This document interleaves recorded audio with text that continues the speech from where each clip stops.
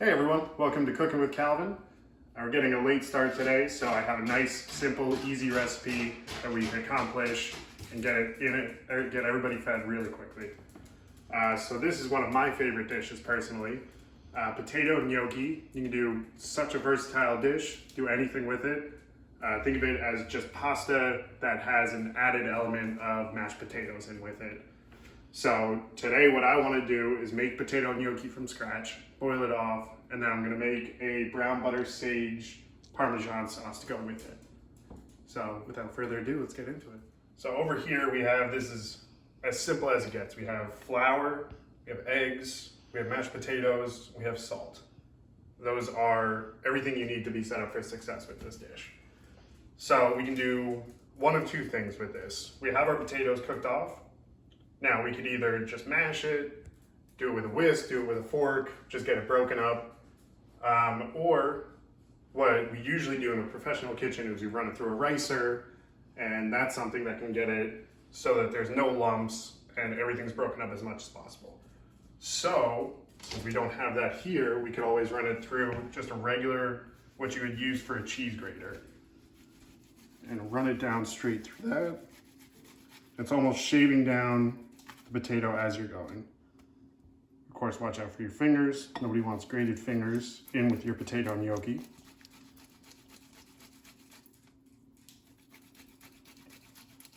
Now for this one, I again chose to go with red skin potatoes, but again, you could use any type that you'd like.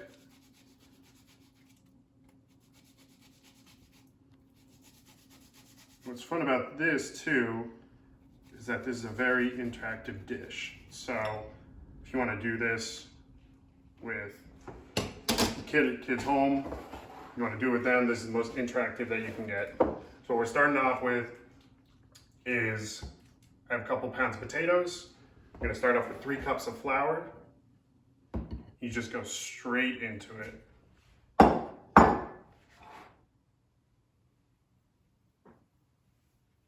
Again, make sure counters are nice and clean. Any workspace that you have, nice and clean. And maybe if you don't want to throw all the mashed potatoes into there, save it. Maybe you have it for lunch tomorrow.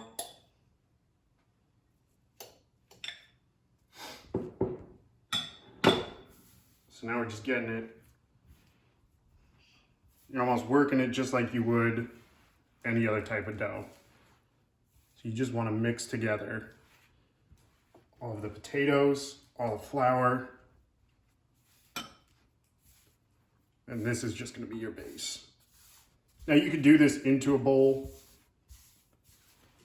but again, to be a little bit more interactive, maybe distract some kids really quickly.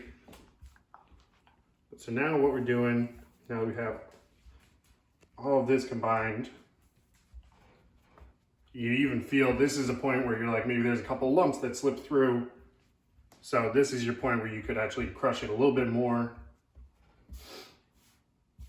Just bringing it all together. So the potatoes added a little bit of moisture to it, but as you can see, it's not enough moisture to form it into something. So whenever you're making pasta, you want to get it all surrounded like that. Start getting your eggs whipped up.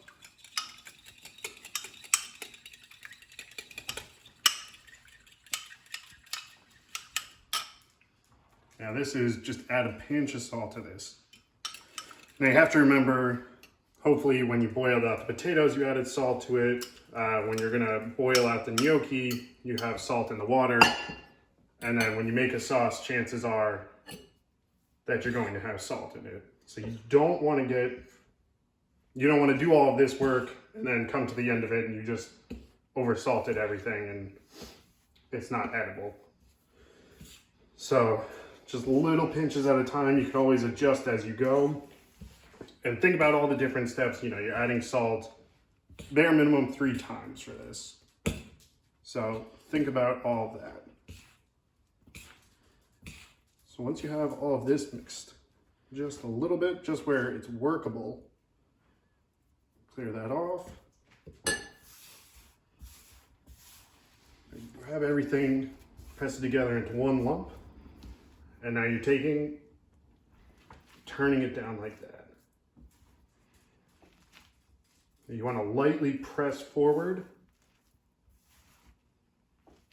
You know, as you're going through this, maybe you need a little bit more flour. That's why I got my flour container right over here.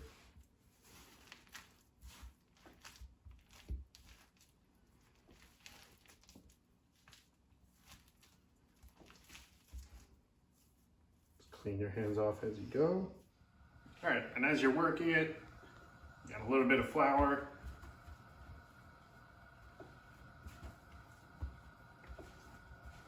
You want to get it to the point, you don't want to dry it out completely, but you want it to be able to be workable.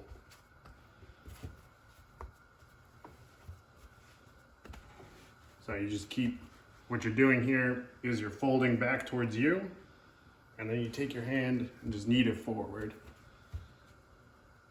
You take it, you're just constantly rotating and doing that same motion. So as we're coming right to about this spot, we want to get a pot of water on. We want to get that salted. So we want that to be boiling by the time we shake. So we're just about there now. So as you can see, I can hold it up and it's not breaking apart. It's not sticking to my hands. So now we're in a good spot. So here comes the next fun part to this. Is we're just taking it, we're rolling it out. Now maybe you want to split it. Now this will stay in the fridge for a couple days.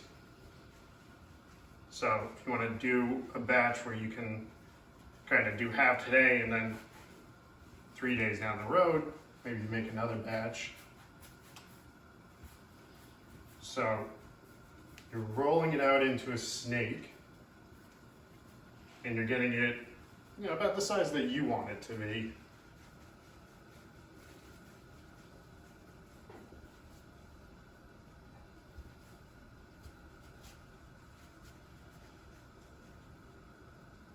Anyone who's ever made strufelas understands this. You know, maybe it's a healthy competition where everybody sees how long they can get their snakes. So, this is about the size that I want. Again, you can go thicker, you can go thinner, it's all up to you. And now since we're cutting directly onto a counter, we have our pizza cutter so we don't cut into the counter, and we also don't want to dull out our blades. And now, it's going down.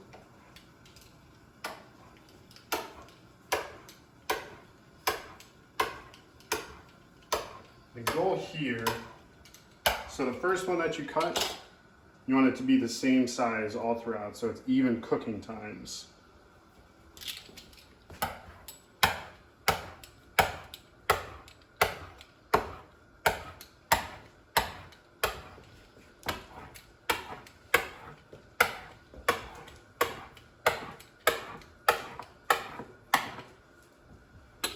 All right.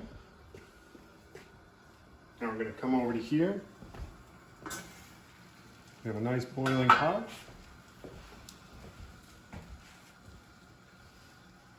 What we're going to do is start gathering them.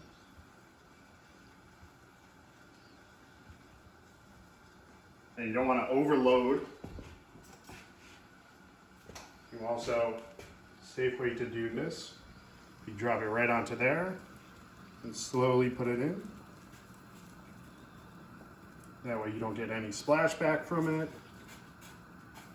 Dropping it in and get boiling water on yourself. So now we're on a ticking time clock where we just drop those in. We don't want to get the next round of it. We want to get everything in as close to the same time. So we start dropping all of that in. Now this is a quick cook. You know, it might take, dried pasta takes 8 to 11 minutes depending on what variety it is. So this one is really, really fast, 3 to 5 minutes. So as you have that going, start thinking about your sauce option. So I'll start getting my pan really, really nice and hot right now.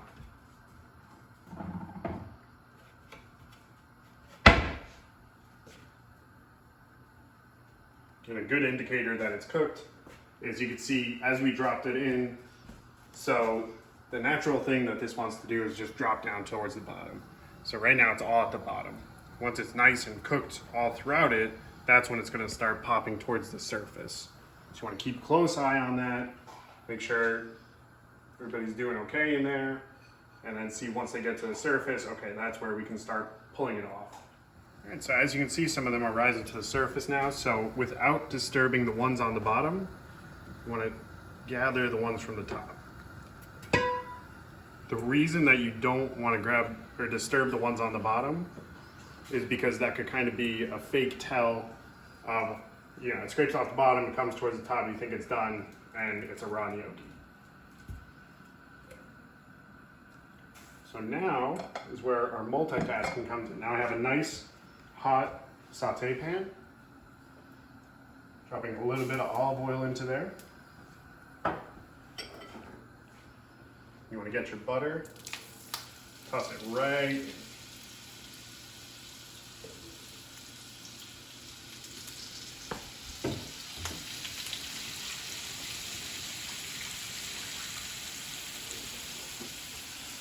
Now the reason you want a nice hot pan for this is because the second that you start dropping things into it, that's where the temperature is going to start going down on the pan. So the hotter it is, the less temperature is going to dissipate. So now we're grabbing these out. As we're grabbing these out, we're watching our butter. We're going to get a nice color on that butter.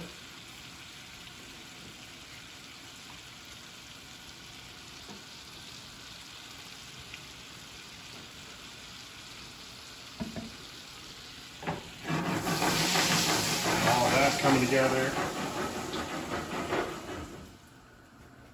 Now the reason we want to combine our butter with our olive oil is all about flavor and flash points. So the flash point that we get on any oil is going to be the point at which it will flame. Every oil has a different one. That's why a lot of like frying oil goes for vegetable oil. It just has a higher flash point, which means that it has a higher capacity for heat. Olive oil has a very low flash point. So by combining olive oil with butter, we get the flash point up because of the fats in the actual butter. But we also get the flavor profiles of both of them. So now we have our garlic into there. Now it's chopped garlic. You could slice it up, do it however you like. And so we want that to cook. I cut it very thin. So it's going to cook fast. Scallions go into there.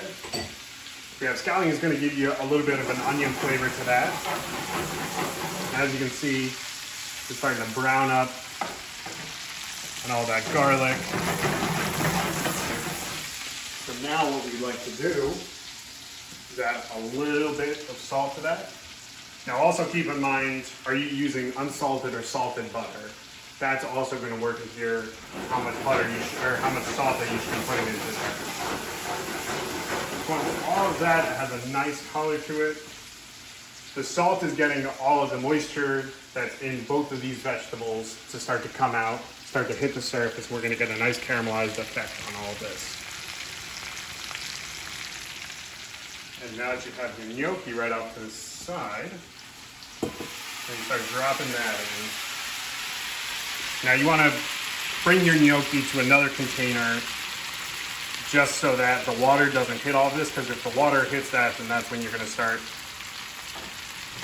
getting explosions and fireworks everywhere, and firefighters come and, well, they're nice to meet and everything. You don't want to meet them in that circumstance.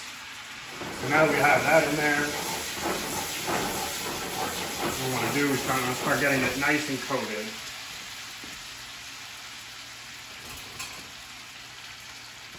Now everything's cooked all the way through here. We're getting all these flavors nice and combined. The last part that we want to do for this is we want to get some Parmesan cheese into there. And that's going to make everything start to, it's something that's going to absorb all of that oil and everything and start making it come together. All right, so now that we have the Parmesan cheese into there, you want to save your pasta water. Now the natural starches in there is going to make that sauce come together a little bit more. And then what I have in here is some nice sage leaves. Now this is a very delicate herb, so you don't want to cut it up ahead of time. You want to tear it, kind of throw it into there. It's not an herb that you want to cook very much. It's just in there to accentuate everything else. Give it a nice, fresh afternote.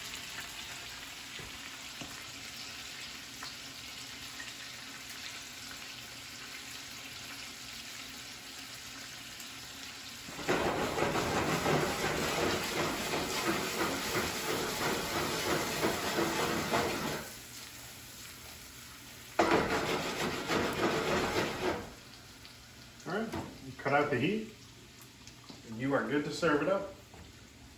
And that will conclude this episode. Thanks, and send me if you got ideas. Maybe if you did another recipe, I'd love to see it. So, until next time.